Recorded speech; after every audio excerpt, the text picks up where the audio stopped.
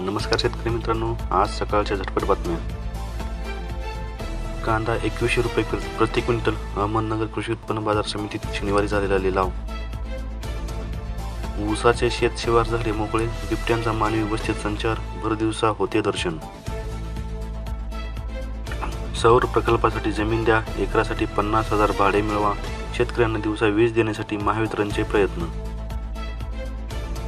अवकाळीमुळे संत्रा पिकांना फटका, शेतकरी हवालदिल, उमरा परिसरातील चित्र.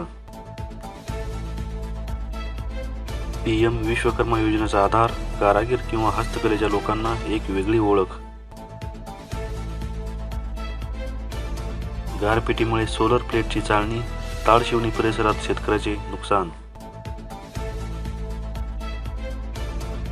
550 रुपये भरा, मुलीच्या लग्नाला 1 लाख रुपये मिळवा, फसवणुकीचा नवा फंडा. राज्यात 1985 बिबट्यांचा वावर, अहवाल जाहीर, पूर्व घाटातील संकेत 1.05% वाढ. चिकोत्राचे पाणी पोहोचले बेळुंकी बंधाऱ्यात, उपसा बंदीला शेतकऱ्यांचा प्रतिसाद. चित्रे धरणात 72% पाणीसाठा, उन्हाच्या तडाख्याने बाष्पीभवन वाढले, पाणी टंचाई भासणार. शाळू उत्पादनात कमालीची घट, हातकणंगलेतील स्थिती, मान्सून वेळेत नाही, रब्बी हंगामी नुकसानीचा.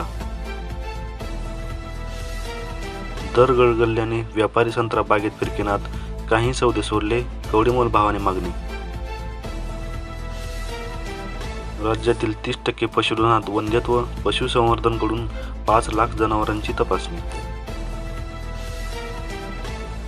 कापूस भावातील तेजी टिकून राहण्याचे संकेत, आंतरराष्ट्रीय भावाविषयी देशातील कापूस अजूनही 12% स्वस्त.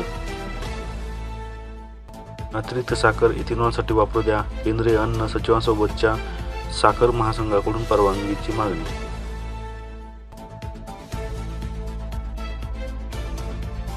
अठरा द्राक्ष उत्पादकांची 62 लाखांची फसवणूक, चांदोड तालुक्यातील वडणे भैरव परिसरातील घटना.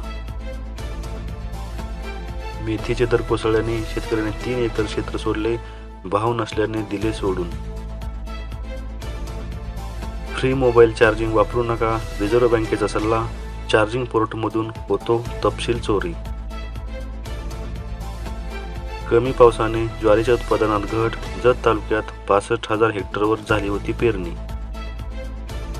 सांगली जिल्ह्यात साखरेचे 85 लाख क्विंटल उत्पादन, गाळप कमी, गळीत हंगाम अंतिम टप्प्यात. दाम दुप्पट कमावला गेला आणि 54 लाखांना चुना लागला, शेअर मार्केट फ्रॉड, फसवणुकीची रक्कम 6 कंपन्यांच्या खात्यात.